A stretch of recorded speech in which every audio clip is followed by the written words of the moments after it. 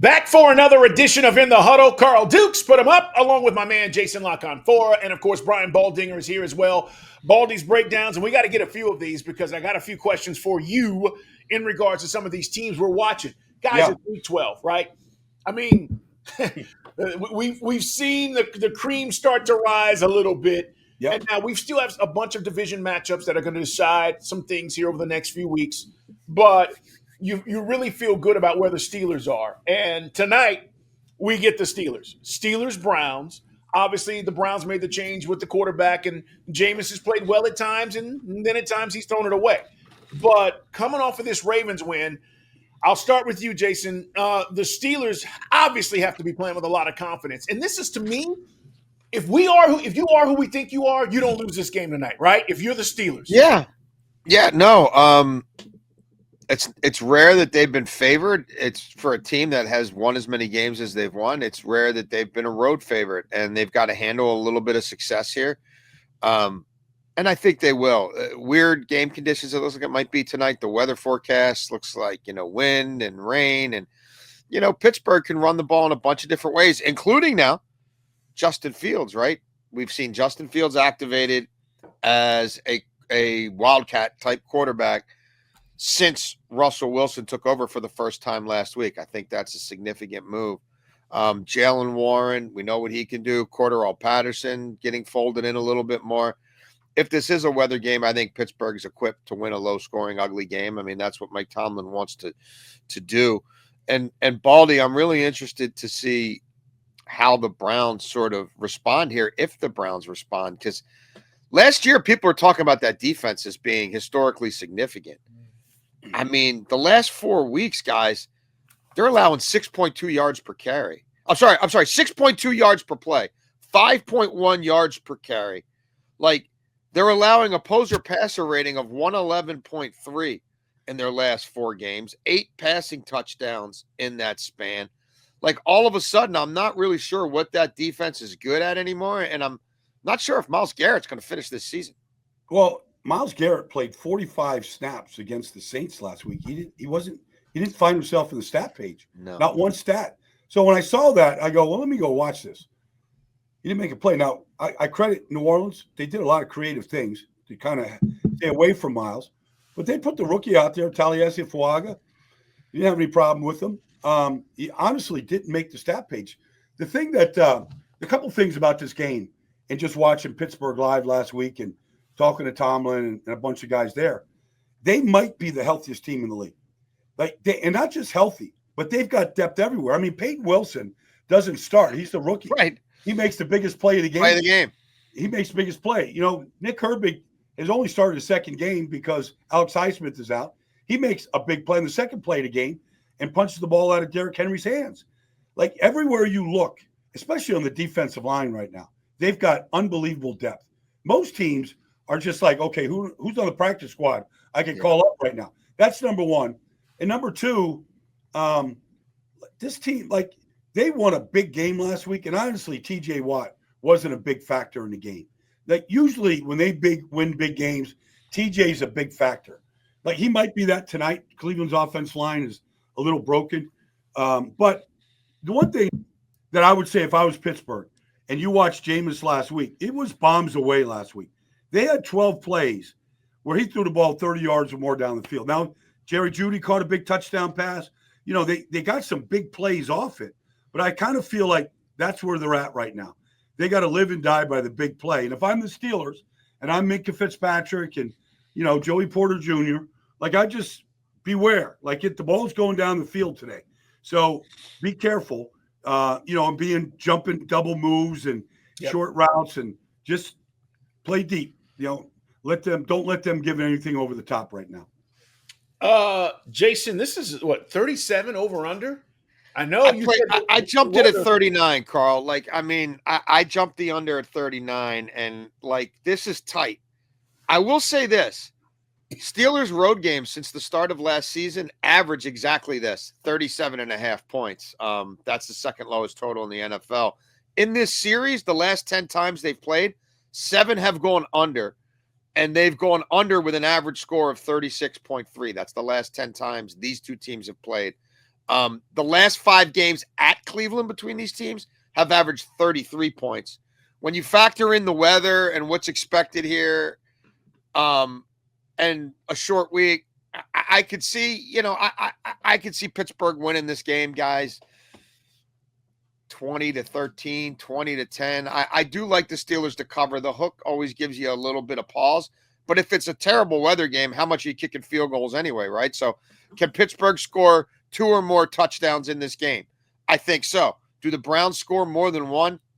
I'm not so sure. So I if you want to tease it, you can, but yeah, I lean under, and I like the Steelers. I'm with you. One last thing about the Steelers, and then we'll move on, guys. It's In the Huddle. Subscribe, like us, tell your friends, watch us on YouTube, In the Huddle Pod. Follow Baldy, Jason, and myself. It's all about ball. We talk NFL every single week. Baldy, best defense in the league right now? Steelers? Chargers? Chargers have given up the fewest points. Right. I would say the Steelers, though, the way that they're playing and as healthy as they are, I would take them in a head-to-head combat right now. That's how I feel. Speaking of the Chargers, let's talk about what they have coming up. Last week, J.K. Dobbins, what a run, right? 29 yards to the house. And Harbaugh, here we go again. They're just plodding along, Baldy. And all of a sudden now people are like, oh, and Jason's been saying this, Chargers are really good. And I think people are finally starting to realize this, but this is going to be a test for them. Well, a couple things about the play you just mentioned, J.K. Dobbins' 29-yard touchdown. They got the ball with 45 seconds to go. They hit 2 big explosive plays. They're down inside the 30. Maybe the Chicago Bears just sit there and just kick a field goal the way they did last week and get a block. Yeah, that's not what Harbaugh he didn't just go for it. J.K. Dobbins busted a run, and they won it like that after Cincinnati and Joe Burrow with an MVP performance down 27-6 ties it up. But then they buckled up and they knuckled down. They really played great defense 3 series in a row against Joe and Cincinnati, and they hung in there. But this is just a good football team. And Justin Herbert right now is benefiting from he's thrown the 1 interception all year, but he's become a bigger runner now in the offense. They're getting the ball down the field to McConkey, to Quentin Johnston. I didn't know Will Dissly could run seam routes like he did last week.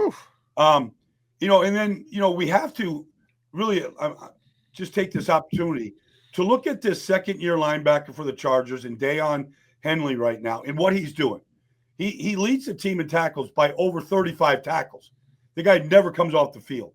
And he blitzes, he covers, he tackles in space.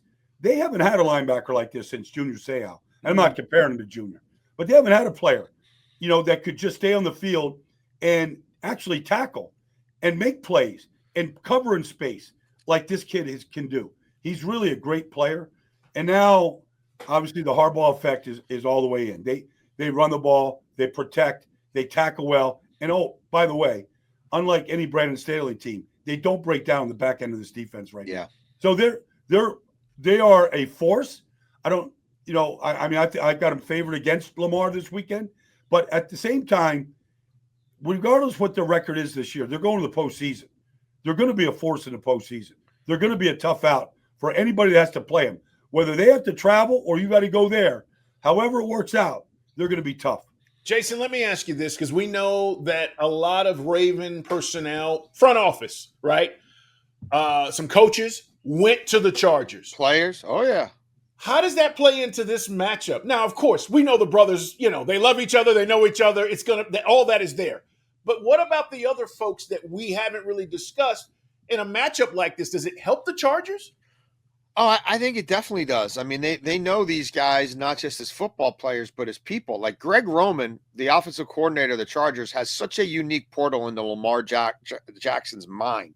Like Lamar Jackson, the person, like where's his fears? What really doesn't he like to see on a football field? Like, I think Greg Roman will watch Lamar Jackson in warmups and have a pretty good read on him. And I didn't like Lamar last week for the first time all year, by the way. It looked like playoff Lamar to me, Baldy. The legs are there to use, but I'm going to force it 50 yards down the sideline to Bateman on a hope and a prayer. I've got this underneath for 20 No, I'm going to throw it to Aguilar, 35 on the run, and let's see if that can happen. Jason, he looked like he was panicking in the pocket. Chasing ghosts. He's in his own head. It looked like playoff Lamar. So, like, he's facing a really good defense now, and the Chargers and the Steelers are very similar. Go look at their point differential. Go look at their second half point differential. Look at time of possession. Look at how much time they bleed the clock per play. Look at how they turn people over. Look at how they don't turn the ball over. Jason, just to make this a conversation, I almost feel like the way what you're saying, I totally agree with. But does it come down to what quarterback you trust the most right now? Well, and I trust them both, but the problem for Lamar is Herbert gets to go against his defense, and Lamar's got to go against Jesse Minter's defense. And look, moving a Darius Washington and Kyle Hamilton as their safety duo was huge. It was big, and I buy it. But if Roquan Smith doesn't play in this game, and it's Malik Harrison and Trenton Simpson, Baldy, patrolling the middle of this field, I think J.K. Dobbins might catch 15. I just think Herbert is going to slice and dice them. And as much as we talk about the Chargers running the ball, they haven't run it that efficiently this year, really, especially not since week 3. I think this game goes over, guys, because I think Justin Herbert's going to see a lot that he likes on this football field. And we know that Lamar knows he's got to score points to win football games. Like, he knows the defense he has. I do kind of like the Chargers here. And if you're with me and you like the Chargers, let this thing go, because I think you're going to get 3.5, maybe 4 by the weekend. I don't think money's coming in on the Chargers. I think people will say Lamar bounce back game. Right. Everybody's going to look at Lamar Jackson on Monday Night Football. It's like 20 career touchdowns, no turnovers, quarterback rating of 125. Like, he always puts on a show. And I think he'll be up for this. I think Herbert's going to be up for this too. This thing opened at 47. I'm an idiot. I played it at 48.5. It's now up to 50.5. I still think it probably goes over. I think it's 26-24 Chargers. That's how I see it. I don't know. I think it should be a hell of a football game, Baldy. Well, yeah. I mean, the Chargers took Joe Burrow's best shot and Jamar Chase's best shot last week, and they survived it. I mean, it didn't look good. It looked like they had all the momentum. Harbaugh talked about it in the locker room after the game. They had all the momentum going, and then they made 3 stops in a row against Joe Burrow. Big third down stops. They got 2 rookie corners out there that are playing lights out. Christian Fulton. I kind of like the way they're playing defense right now as a team, as a unit. And I don't know if Khalil Mack is going, not going, but I mean, regardless, they still got pass rushers everywhere, and they got ways to get to the quarterback and try to affect Lamar one way or the other. All right, while we're talking about Baldy's breakdowns, because I love the shirt, by the way. It takes me back to the old school days of roll it back, roll it back. This exactly right. There it is. This Ravens back half. Jason's been talking about it all year. It's terrible. Why? What are you seeing, Baldy? What's the deal? Is it that they just can't cover? Is it the coverages? Or is it they don't have the personnel? What do you see? Because we're talking about this game, and Jason's saying that Herbert's going to see some things he likes. Well, you're talking about the secondary. What are you seeing in the breakdowns? Well, I mean, to answer your question, it's a combination of everything you just said. I mean, there is Marcus Williams. I mean, he fell apart. The safety play has not been good, but they've broken down, and they used to spot drop, matchup zone. You knew exactly what they made the quarterback hold the ball last year where they were trying to figure things out. I don't see that this year. I don't see those issues. I see guys, Eddie Jackson was back there. He didn't make the trip last week. Nobody was, maybe Jason, you got the story. Eddie Jackson didn't even make the trip. He's their starting safety. Honestly, Baldy, the fact that he's not playing is seen as a good thing around here. So everybody's like, hey, nobody's really prying. They're like, you know what I mean? Yeah, okay, all right. All's well that ends well. All right. Eddie Jackson's probably good Eddie Jackson. Yeah, all right. Well, we're not seeing that Eddie Jackson, a Pro Bowl Eddie Jackson. No, Eddie Jackson is good. Just keep him on the sideline. Well, I mean, look, Kyle Hamilton's their best player back there. But they need him. First of all, he's been kind of banged up each game now over the last 2 or 3 weeks. But they need him in a variety of ways because he's so versatile. Match it up on your tight end, blitzing, playing down the box. I mean, he's just so versatile the way they use him. But that's good. But then how do you play around him? And that seems to be an issue right now. But they've given up 22 touchdown passes. Like, I don't know if anybody's worse in the league right now. No. If you go double check it, but that might be the Jags, maybe the Jags after that 52-pointer. No, that's true. But anyways, it's not a good stat, especially after the way that they played a year ago. All right, fellas, let's move along because we have some really interesting games as we are in Week 12 of the National Football League. I want to jump to, ironically, the NFC West. I'm just going to read this to you. 5-5, 5-5, 5-5, 6-4. Who's 6-4? It's the Cardinals. And this weekend, they have an interesting matchup as well. And my point about that, guys, is this division, right, is up for grabs still, even though I like the Cardinals and I'm feeling like they're going to find a way to win this division. What do you think about this matchup, Baldy, first and foremost?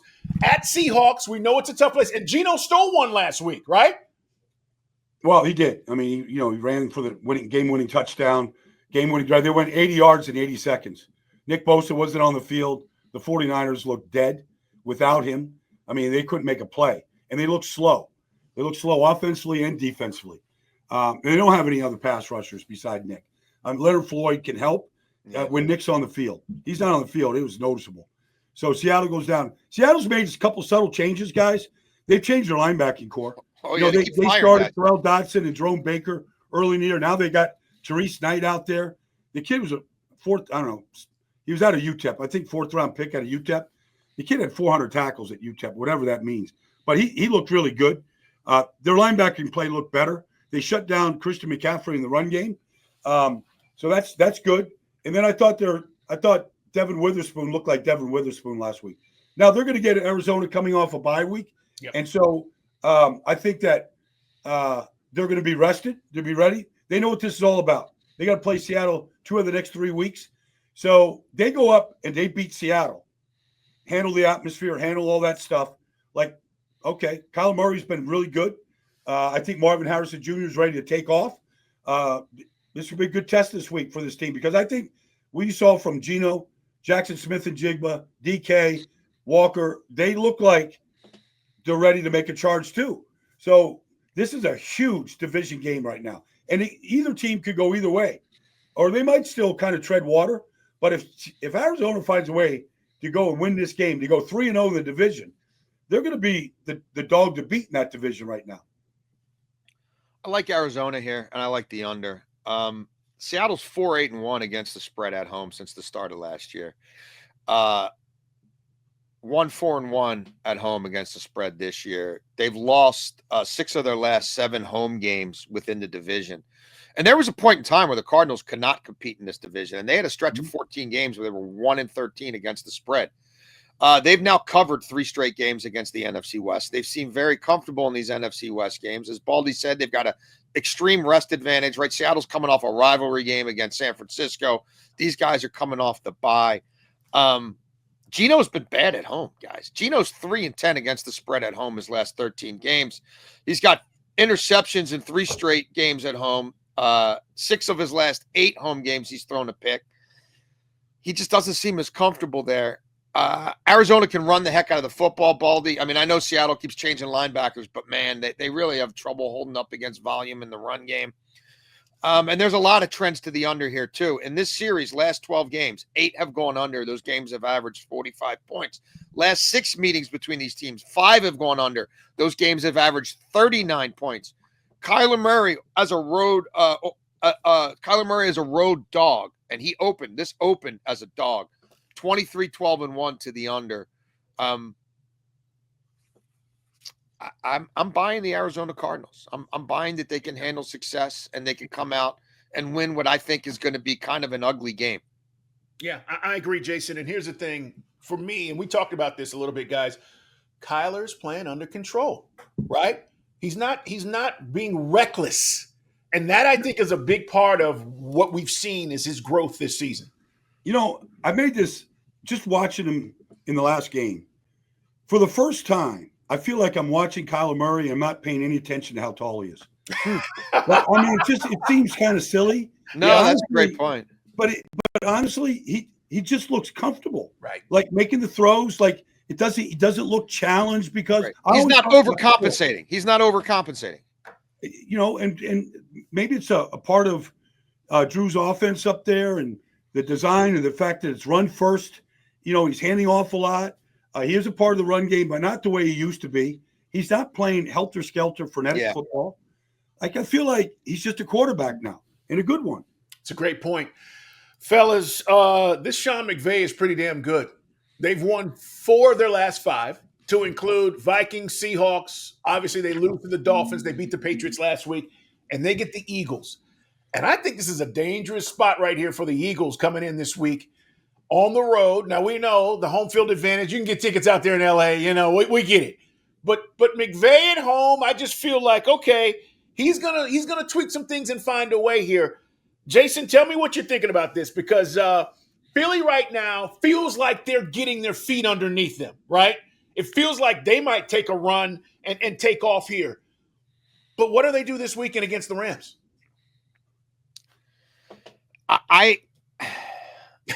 My feeling on this game is that I think both defenses are going to show up in a big way. And I think both defenses have kind of reinvented themselves since the first 3 or 4 weeks of the season. And I feel, I don't know, like I still feel like that Rams offensive line, I don't really know about them pass protecting. I still feel like there's a lot of times where, as well as Jalen Hurts is playing lately, I'm like, why is he holding the ball so long there? I worry about the Eagles in pass protection a little bit. Like, I could see these defenses being young, hungry, fast, and making life difficult for both offenses. Like, there's a lot of trends to the under here. Like, I'm thinking this thing might go off around 50. I haven't played it yet because I think that the number's already creeping up. It started at 47. Like, I'm hoping this gets into the 50s, and I'll play it under. From a team standpoint, I haven't gotten there yet, and I might not. I do know this. I studied Matt Stafford in his career against Vic Fangio. Remember, these guys were in the same division for a long time. Sure. He's played 10 games against Vic. He's thrown 10 picks. He's thrown 2 interceptions in 4 of the last 6 games he's faced a Vic Fangio defense. Like that gets my attention a little bit there. Jalen Hurts will have a rushing touchdown in this game, and you can get it minus 125. They keep giving you great odds on that. He might rush for 2 in this game. I think he's got 3 straight road games where he's rushed for 2 or more touchdowns. But I don't know, Baldy. I think the defenses are going to shine here. Maybe I'm crazy.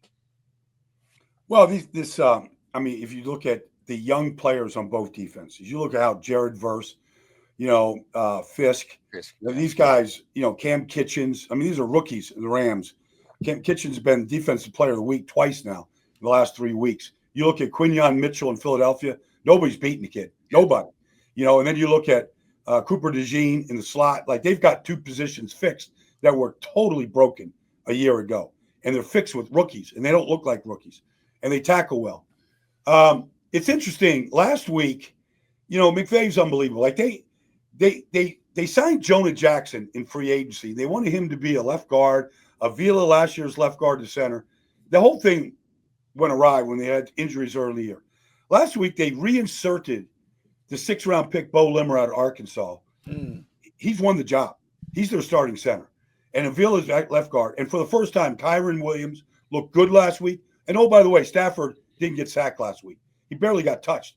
And if you allow Stafford to sit back and throw, Nakua and Cooper Kupp are going to get open. I don't care who's covering. They're going to get open. He's going to find them. So I think this is going to be a fantastic game.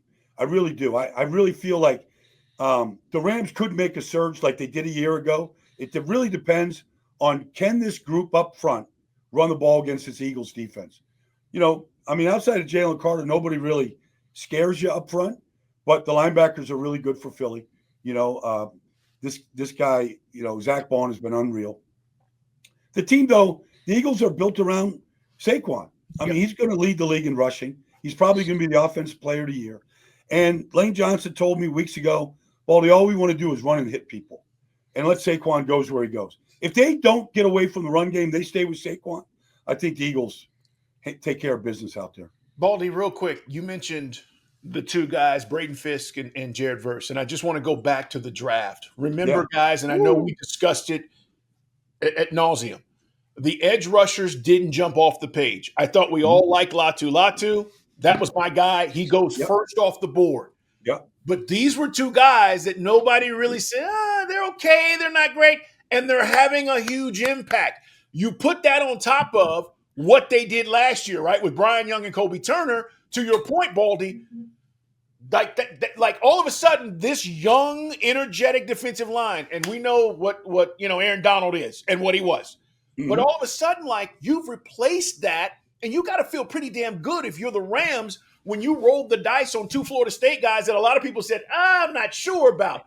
They hit again. I just did something for the Rams on Jared Verse, so I just did a breakdown through the first 10 weeks. Like you go back and watch him week 1 against Detroit.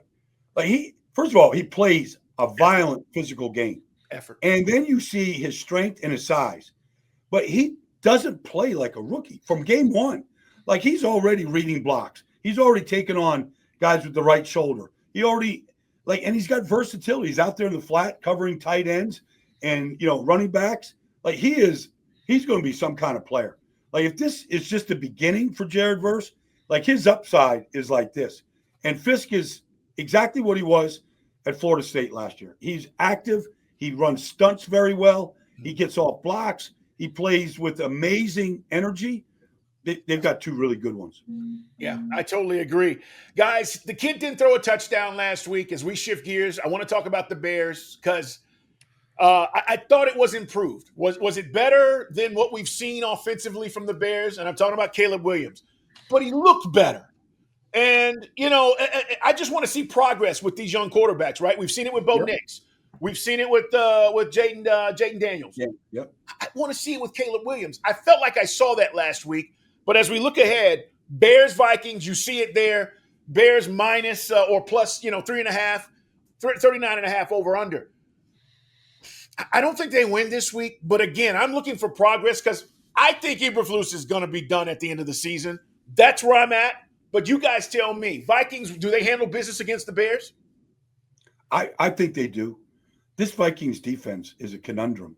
And it's not just blitzes. It's just the talent, the skill, and the way Flores is using it. It's tough.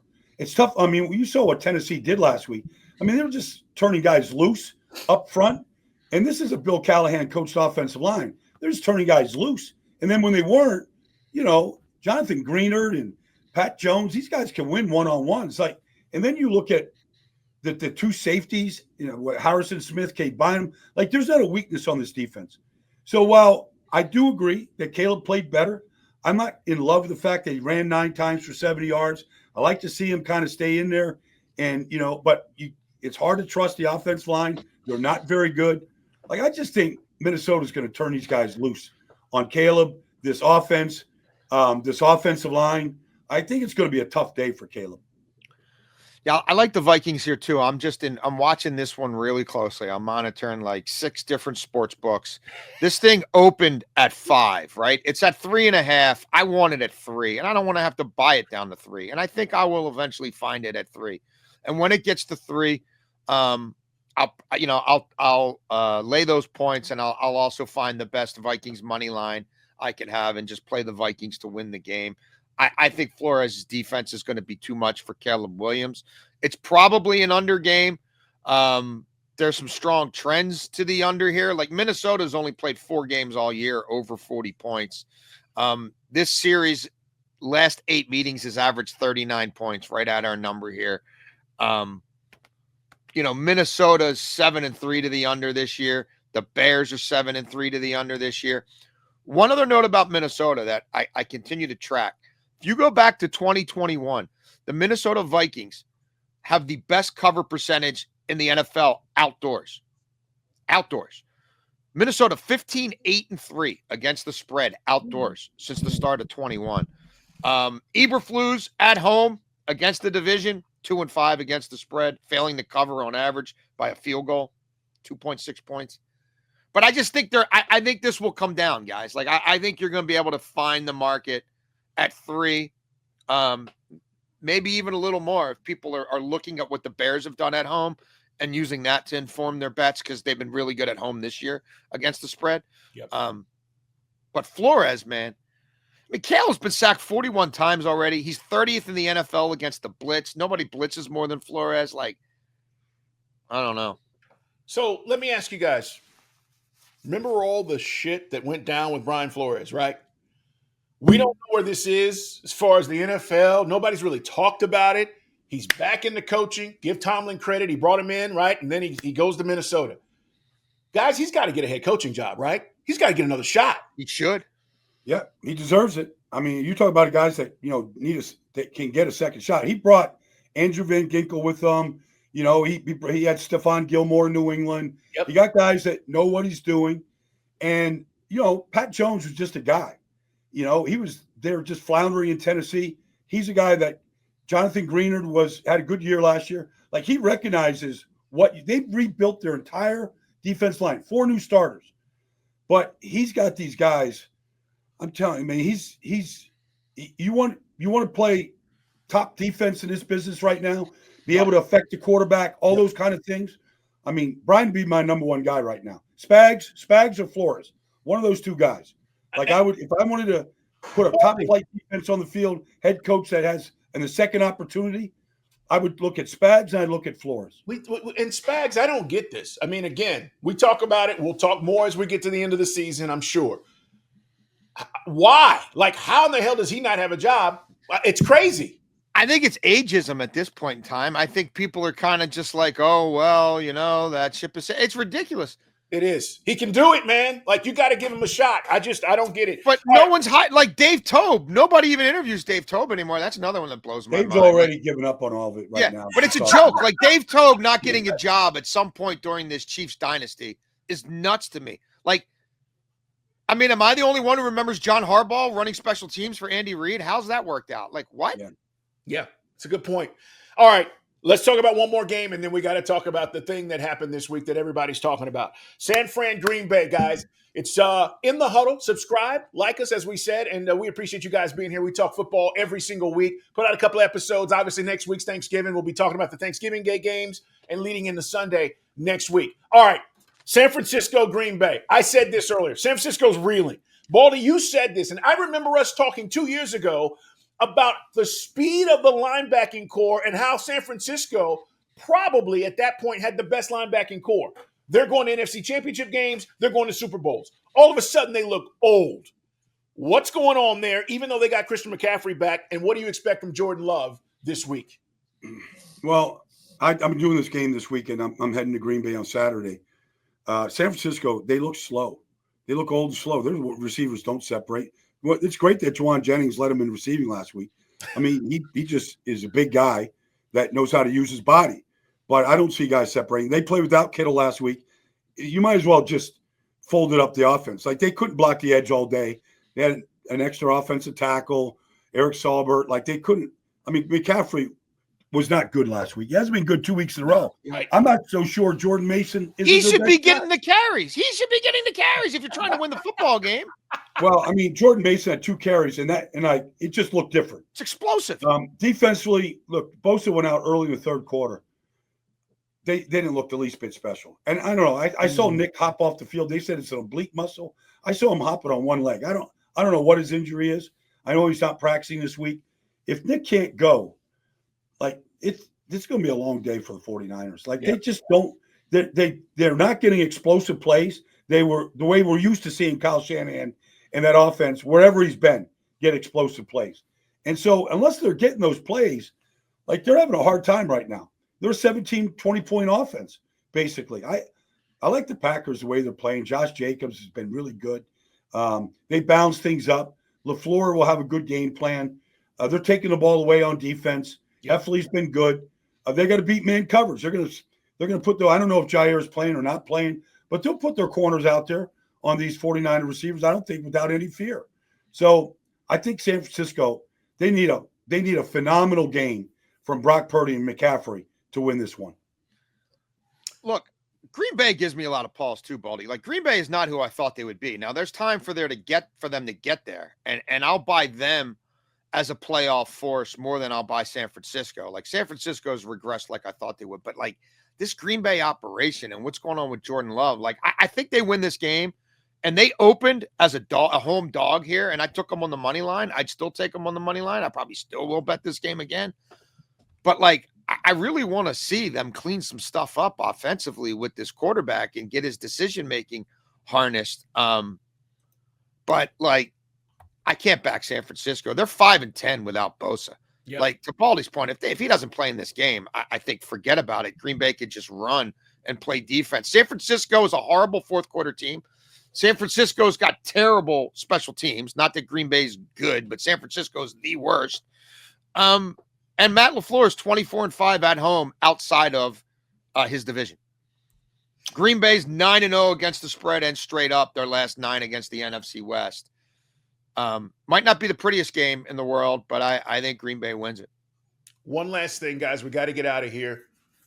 Joe Douglas fired. Makes no sense. Joe Douglas obviously was not the problem. Now the Jets are looking for a head coach and a general manager. Briefly, your thoughts. Well, look, Jason knows Joe. I've known Joe a long time. I mean, he did what the owner wanted him to do, Okay, sign Aaron, give him what he wants, go get Devontae. Like Joe's just doing.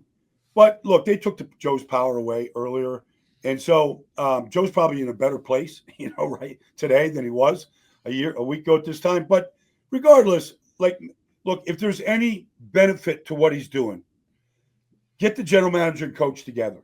They haven't had that actually from the beginning, and since I don't know when, since Todd Bowles was there with McCagnon.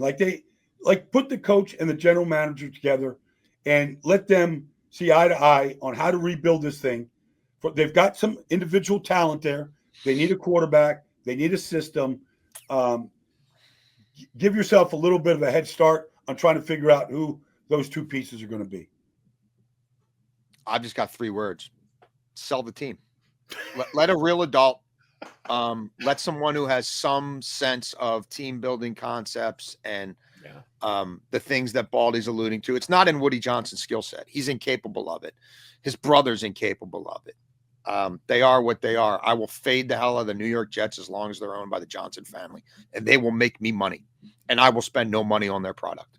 This is interesting. We'll see where it goes. It's in the huddle. Follow Jason La Canfora, guys. Read him in the Washington Post. Obviously, follow my man Brian Baldinger, Baldy's breakdowns throughout the course of the week of all the NFL teams. I'm at Put 'em Up, see Dukes. We talk NFL, and we appreciate you being here. Enjoy the weekend, guys, and enjoy the games. We'll talk to you next week.